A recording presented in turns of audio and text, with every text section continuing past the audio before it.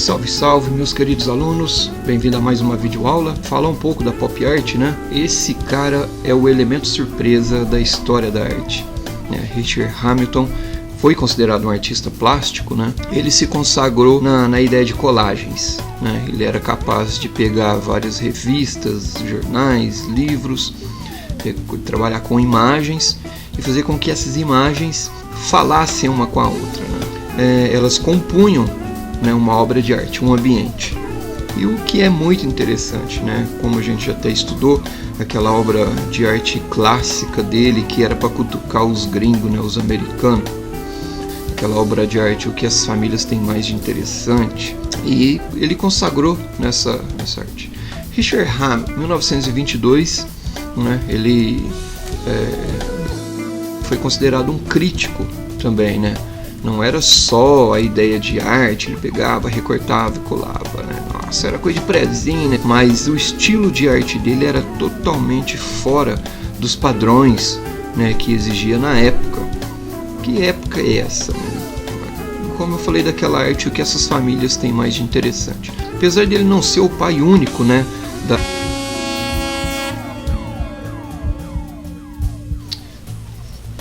Bom, vamos lá, vale a pena ressaltar que Richard Hamilton, ele tomava algumas imagens emprestadas, né? Então, ou seja, ele não preocupava com uma fotografia e ele tinha que fazer. Não, ele ia atrás de revista e ia trabalhar com aquilo, né? Foi aonde ele começou a ser diferente, né, de outros artistas que já trabalhavam com colagem. Quer ver um exemplo? Né, o próprio George Braque, né, do cubismo sintético.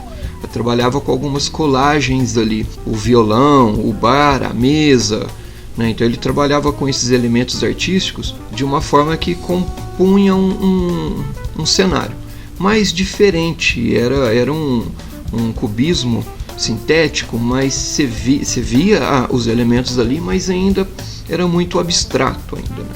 Já Richard Hamilton não, ele fazia as colagens, mas ele conseguia compor o ambiente ali, o cenário, né, do projeto que ele queria.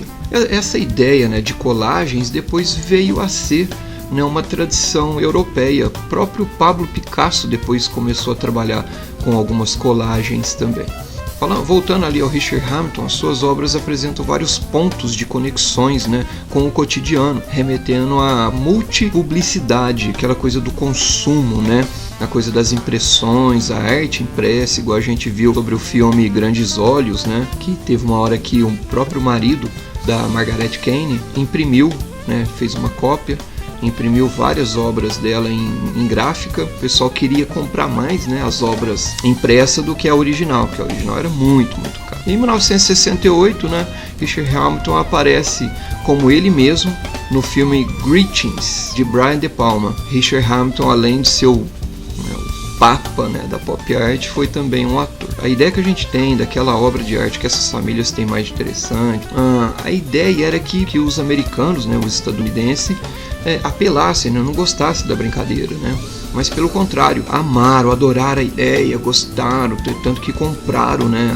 a briga, né, que era crítica a eles mesmos, né, crítica ao consumo, ao capitalismo, né, e os americanos mesmo se declaravam, né, o que a gente fizer o povo vai comprar, né, e o povo dá muito mais ênfase num produto norte-americano, né, carimbado lá, EUA, do que um produto chinês, né, apesar que hoje está um pouquinho diferente, né, mas é muito mais caro um produto americano, né.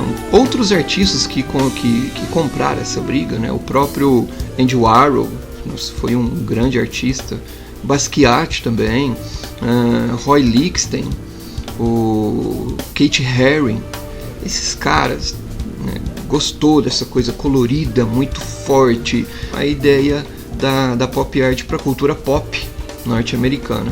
E, né, desceu, escorregou para as Américas aqui, né, e teve muito brasileiro também na pop art. Um detalhe que chama muita atenção, né, são os próprios detalhes das obras de Richard Hamilton, né?